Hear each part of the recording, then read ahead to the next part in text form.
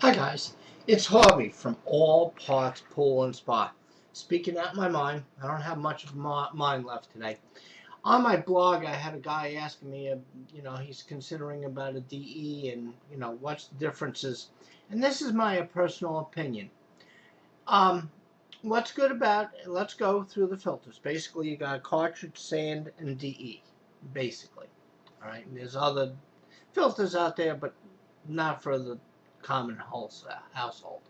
But anyway, cartridge, if it's good, the problem with cartridges, nobody puts big enough cartridge filters in. All right. The other thing is, if you want to save water, and yes, you have to take them apart and clean them and rinse them thoroughly. There are a lot of maintenance. I don't personally like cartridge filters, but like if you're out in Arizona or somewhere where water is, hard to get to and, you're trying to save water, cartridge is the way to go if you're trying to save water. Just keep in mind, go for larger the better on a cartridge filter. Sand filter. You got to size it properly to your pool and your pool pump. That's critical. You just don't want to go too big on a sand filter. You say, well, I want the bigger the better. No, because then if you don't have the proper water flow to mix up the sand, you have what's called rat holing. Okay, it doesn't filter, it just starts cavitating holes and it doesn't work anymore. So you have to size the filter to your pool. Keep in mind they need a lot of backwashing. Nobody changes the sand as often as they should. Books, I think, say every 3 to 5. I say no more than 3. I would like to see sand changed on a sand filter once a year, but that's me.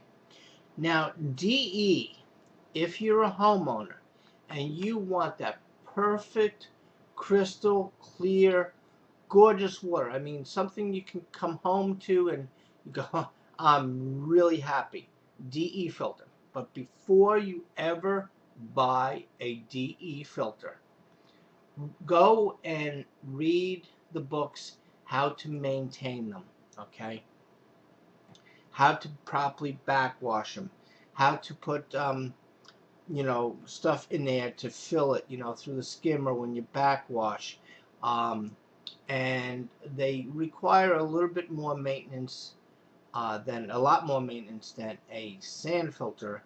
Not as enough maintenance as far as a cartridge filter, but they just sit out there and they really need the grids cleaned. I say twice a year. Probably the book says once a year.